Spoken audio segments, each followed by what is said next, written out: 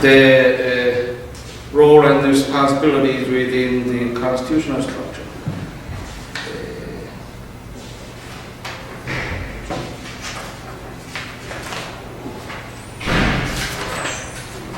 The principal-agent model posits an ongoing relationship between the bureaucratic agent and principals. In this case, the constitutional branches of government, the relationship is characterized by goals, the motivation of each of parties, but may not be incompatible.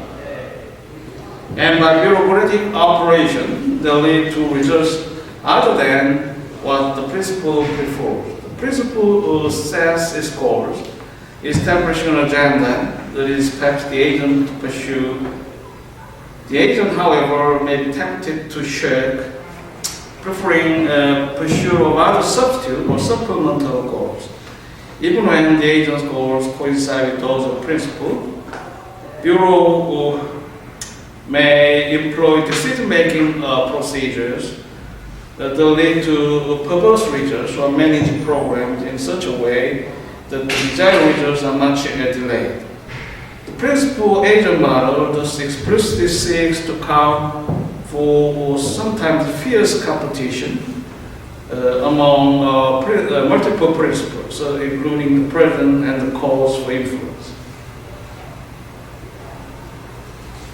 Interest groups may never be considered the direct principals, but they certainly influence the institutions that are their actions stimulate and sometimes motivate those of Congress, the White House, and the courts. When threatened by action or inaction by bureaucrats, interest groups petition Congress and the White House for help. Of course, agencies with strong links to certain interests may respond directly to their entreaties. It is reasonable to suspect this to be especially true of political appointees in agencies. So, principal agents could also consider the aspect that the Bureau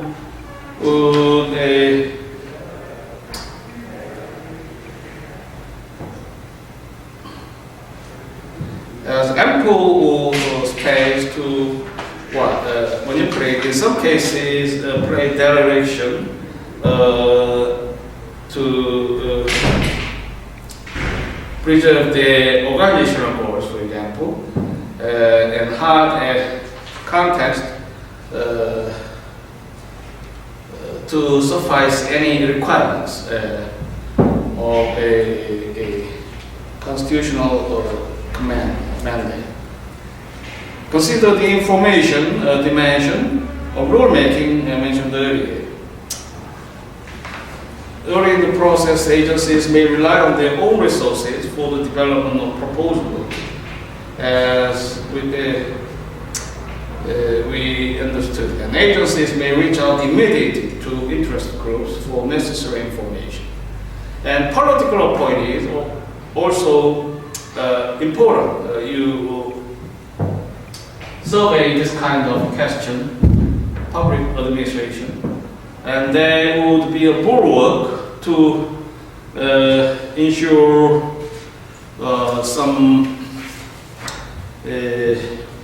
budget and management for the organization. So you will know OMB, for example. What is ORIA? Organization of Management and Budget. And organization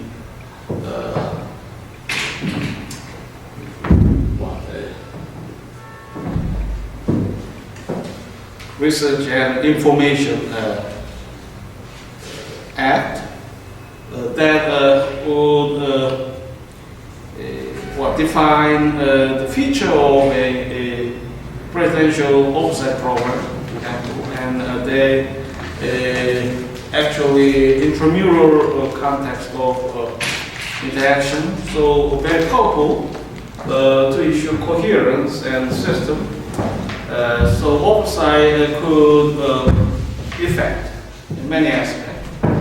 In some cases, the polish could come in conflict with the White House policy, for example. then the political appointees could be exploited to persuade, and as the kind of security role persuade.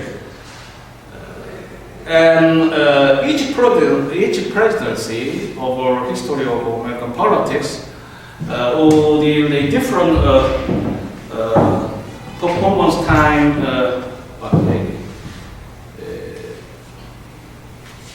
review type performance. So the oversight by OMB and ORA would be controlled by some deadlines or others. In the years of this institution, the Congress and President have reached a resolution that they produced the administrative agreement, which revamp the deadline, context of deadline as adequate and proper in response with a practical problem. For example, massive delay would be against the will of Congress, and the Congress would like to make it happen in our review process. However, the issue could be complicated and require the extent of a coordinated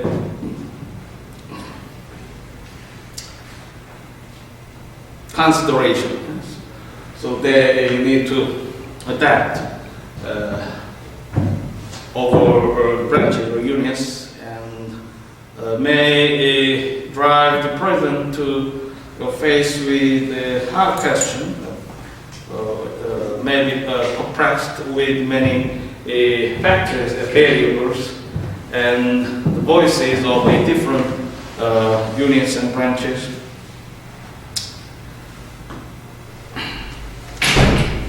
So the principal agent school of thought could provide us some lens to investigate the inner mechanism of this kind, and also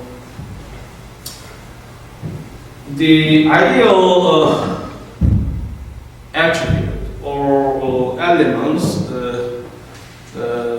could be actually degraded in some cases. The bureaucratic pathologies, as we considered in earlier class, and also their innate nature to settle within our modern administration would hardly be challenged in some cases, but hardly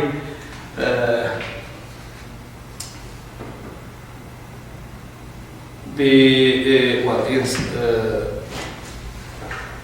improved is in actually the practice could vary in inertia in some sensitive areas. The public would also like to see any faster outcome or the published achievements that could be delayed, or inefficiency often is the point the public would be disgruntled with. However, how do you consider the importance and any primacy of public agents? In my statement, it would connote an extended scope. I like to include the Congress and judicial branch and administrative branch and presidency, all could be captured. And the transactional cost would be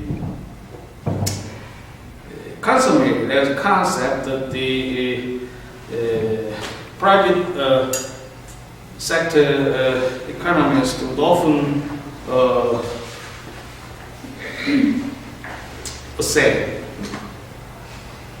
So, are the public sectors efficient? How do they meddle into natural process of liberal market? So political viewpoint could intervene. Actually, as said, there is no perfect theory. Realistically, we could not say the market would fail or success in any absolute term, abstract terms, or theoretical proposition.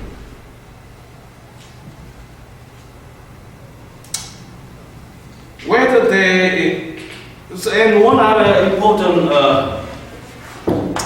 wisdom could be found in Chevron, introduced in last class.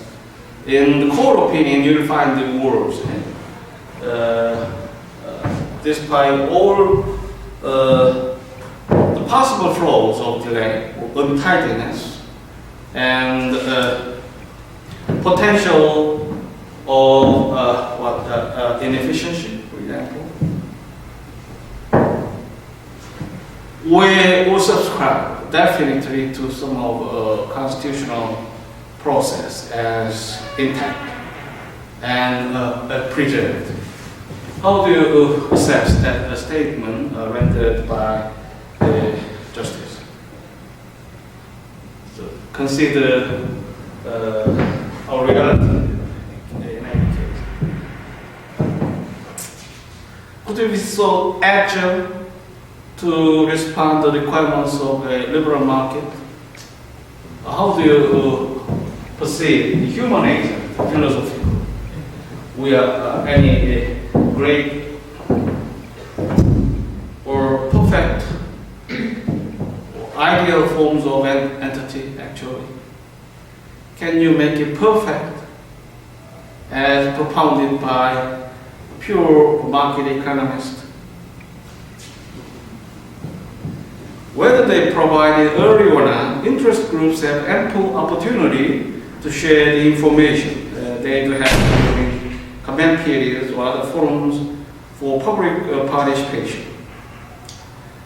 Information from the White House during this review may alter the content of rules, and it's always possible that no matter where the information used by the agency comes from, a review call will find it the wrong type or insufficient quality. The sources and channels of political dimension also richly vary.